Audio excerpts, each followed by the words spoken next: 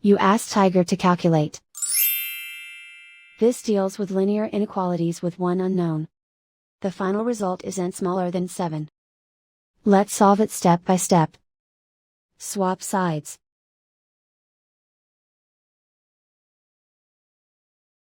Group all constants on the right side of the inequality. Subtract 6 from both sides.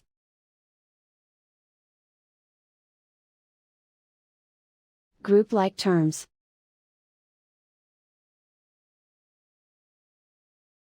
Simplify the arithmetic.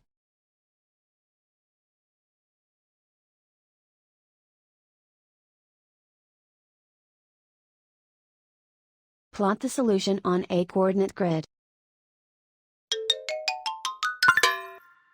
And so the final result is n smaller than 7.